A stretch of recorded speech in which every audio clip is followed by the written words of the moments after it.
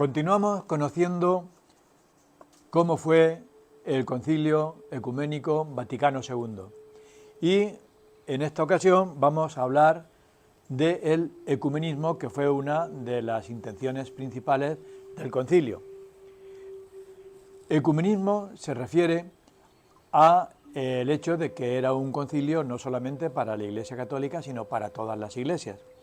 Fue una de las grandes preocupaciones del Papa Juan XXIII cuando convocó el concilio, y de antes. Este Papa siempre estuvo muy preocupado por la cuestión de la relación con las otras iglesias. De hecho, fijaros si el concilio tenía este carácter de ecuménico, que asistieron más de 2.450 obispos católicos, menos los obispos de China, por la cuestión de política. De allí era un país comunista.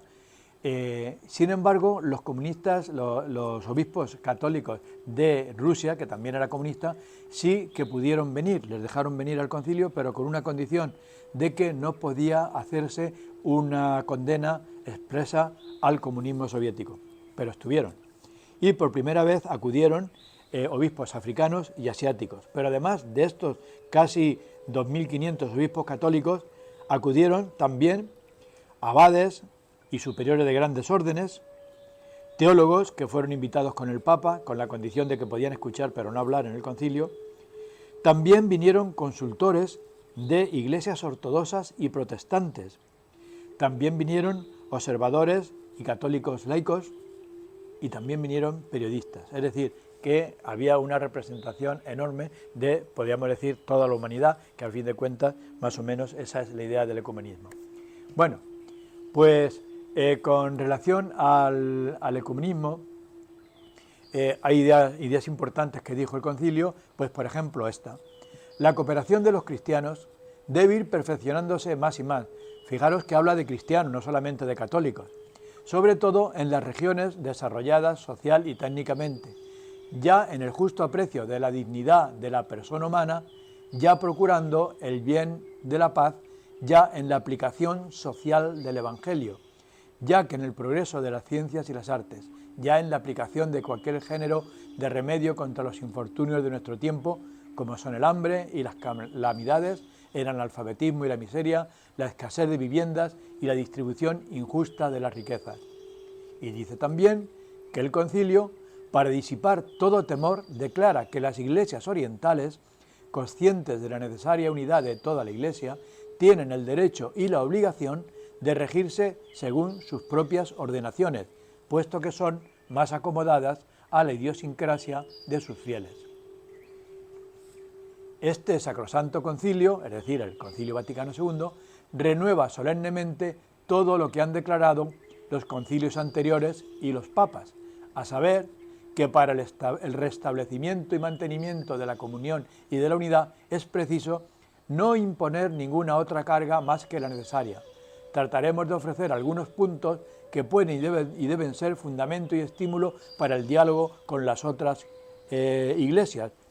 Y estos puntos, que pueden ser el fundamento, dicen que deberían de ser el estudio constante de la Biblia, la doctrina sobre la cena del Señor, sobre los demás sacramentos, sobre el culto y los misterios de la Iglesia, seguir la palabra de Cristo. Y dice que, en conclusión, el concilio exhorta a los fieles a que se abstengan de toda ligereza o imprudente celo que podría perjudicar al progreso de la unidad. Es decir, nos dice que todos, pues, no digamos nada que pueda ir en contra de la unidad de la Iglesia.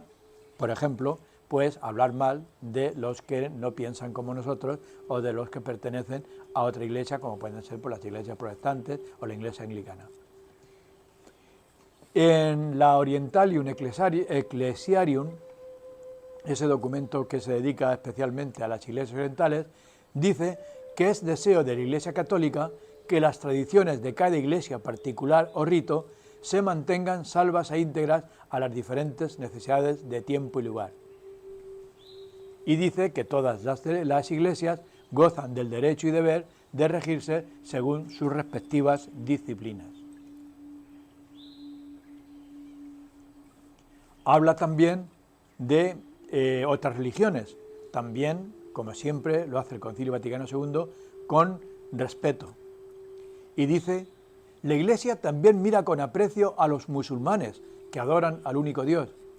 Si en el transcurso de los siglos surgieron no pocas desavenencias y enemistades entre cristianos y musulmanes, el Sagrado Concilio exhorta a todos a que, olvidando lo pasado, procuren y promuevan unidos la justicia social, los bienes morales, la paz y la libertad para todos los hombres. Dice también, por ejemplo, que deplora los odios, persecuciones y manifestaciones de antisemitismo de cualquier tiempo y persona contra los judíos, y que la Iglesia reprueba como ajena al Espíritu de Cristo cualquier discriminación o vejación realizada por motivos de raza o color, de condición o religión. Y pasamos ahora a ver el aspecto también importante de la apertura al mundo. ¿Cómo lo entiende esta apertura al mundo el Concilio Vaticano II? En la Gaudium et Spes, dice el Concilio, la Iglesia se siente íntima y realmente solidaria del género humano y de su historia, y ofrece al género humano la sincera colaboración para lograr la fraternidad universal. No impulsa a la Iglesia a ambición terrenal alguna. Y dice que en la actualidad, pues se han producido, en la actualidad de aquel momento, estamos hablando de los años 60 del siglo pasado, unos cambios profundos en la sociedad, y esos cambios han producido unos desequilibrios, una situación que ha creado en última instancia la desconfianza y la hostilidad entre todos, entre todas las iglesias, entre todos los estados, entre todos los seres en particular. Entre esos cambios, pues cita la primacía de las ciencias naturales, los avances tecnológicos, la expansión demográfica, la emigración, algunos más, y los desequilibrios pues, que han producido esos cambios, pues por ejemplo, las discrepancias entre razas, las discrepancias entre niveles de desarrollo entre las naciones, las discrepancias entre la vida colectiva y el pensamiento personal, en fin, que el Concilio Vaticano II parte del hecho de que la situación en el mundo estaba caracterizada por la desconfianza y la hostilidad de unos frente a otros.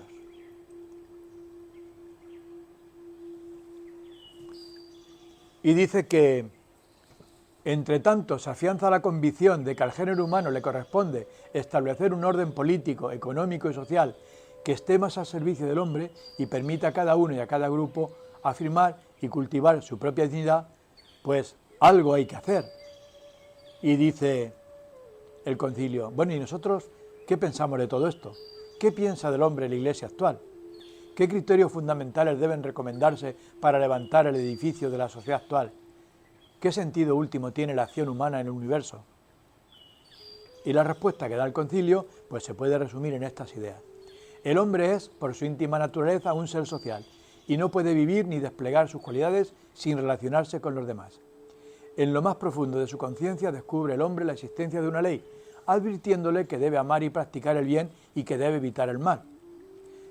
La orientación del hombre hacia el bien solo se logra con el uso de la libertad.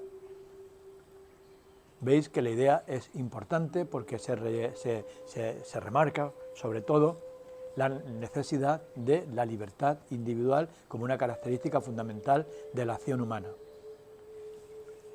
¿Y qué se puede hacer para que el hombre pueda actuar libremente y pueda estar por el bien? Pues en primer lugar, la promoción del bien común, proveer lo necesario por una vida verdaderamente humana.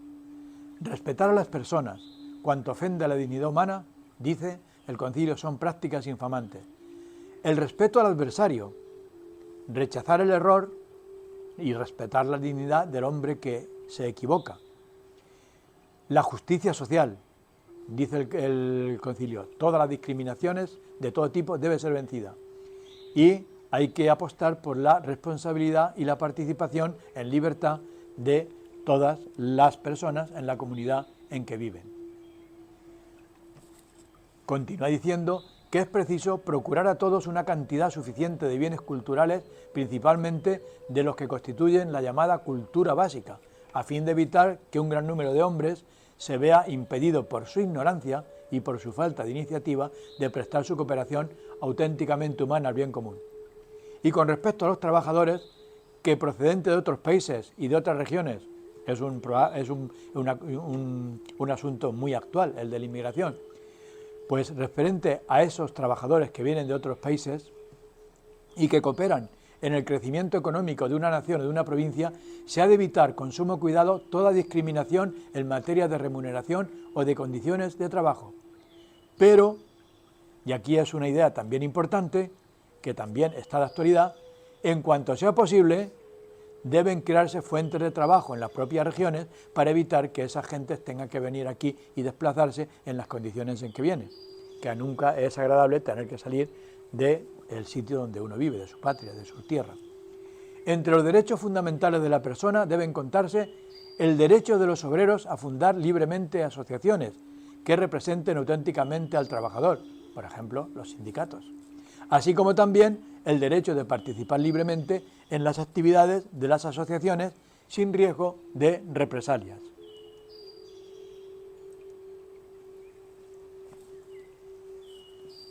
El hombre vale más por lo que es que por lo que tiene, idea muy importante. Asimismo, cuanto llevan a cabo los hombres para lograr más justicia, mayor fraternidad y un más humano planteamiento en los problemas sociales, vale más que los progresos técnicos. Por eso la Iglesia proclama, sobre todo, los derechos del hombre y reconoce y estima mucho el dinamismo de la época actual que está promoviendo por todas partes tales derechos. Nada desea tanto como desarrollarse libremente y en servicio de todos bajo cualquier régimen político que reconozca los derechos fundamentales de la persona y de la familia y los imperativos del bien común. Y mirad qué idea que puede resultar incluso un poco escandalosa, una idea que surgió en los años 60 del siglo pasado. En casos de conflictos económicos sociales, la huelga puede seguir siendo un medio necesario, aunque extremo, para la defensa de los derechos de los trabajadores. Y dice aún más: los bienes de la tierra están destinados a todos los hombres. Quien se halle en situación de necesidad extrema tiene derecho a tomar de la riqueza ajena para sí. Es una idea que puede resultar verdaderamente difícil de explicar en algunos casos, incluso difícil de entender en otros, pero ahí está, y es una idea del Concilio Vaticano II.